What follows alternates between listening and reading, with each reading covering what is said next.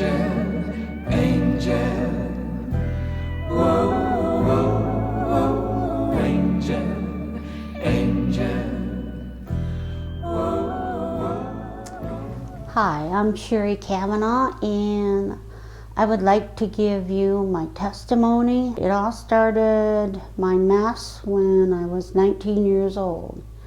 I had a cousin whose husband played in a band, and she wanted me to go and hear their group. So I went to the bar with her, and then this guy sang, and a lot of you won't remember, it's an old country song, but it's called "You Are My Special Angel." And when he sang that, it looked like he was looking right at me, and I'm going, yep, that's him, that's him. And guess what? I got him. But little did I know that he was married, so now I'm the other woman. 19, naive, stupid, but thinking I'm falling in love, and I did. And well, it took a year, but he did get a divorce, and we did get married, and we kept up the party mode, and by then I was drinking with him. Some nights he wouldn't come home, because I'm home with the baby, and you know, if any woman said how wonderful he was, like I did, he's off with them and wouldn't come home till morning. And so my heart was crushed several times. But, of course, not knowing any better, when he'd get home and was drunk, I'd start accusing and questioning him, and he would just get mad and start to be physical. And that got worse also, because I didn't learn that you don't argue with a drunk. And so then I got a little smarter. I thought, well, wherever he plays, I'm going to waitress, bartend, whatever, so I'm there. So he can't say, you got to stay home. And so that's what I did. And then I started playing his game. I never cheated, but being flirty, and that made him mad. And so when I got home, I got it again. So 2 wrongs do not make a right. He had bought me a piano one time to make up for one of his nights out, and I was learning to play a little bit because I had taken piano lessons when I was younger. I wasn't doing too good, but anyway, one night he came home and I started the accusing, and where you been, and you're just never going to stop. And so he went in the bedroom and got his deer rifle and came out and just started shooting the piano all up to pieces. My son was born, and my dad said when he got out of the hospital, my husband got out of the hospital, why don't you go up north? Get away from everything, pack up. And so we did. His mom, as you know, your sins will find you out, and they'll come with you. Your troubles, your mess, your problems will follow you.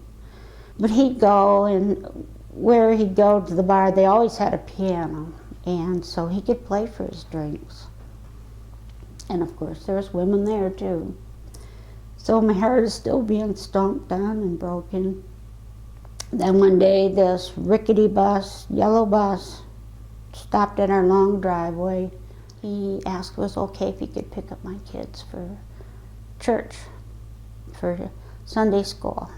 So then one Sunday, my son comes home and said, Mom, I got saved. And I goes, oh, good. And I really didn't understand the whole thing. I knew God, I knew there was a Jesus, but never really understood the born-again salvation thing.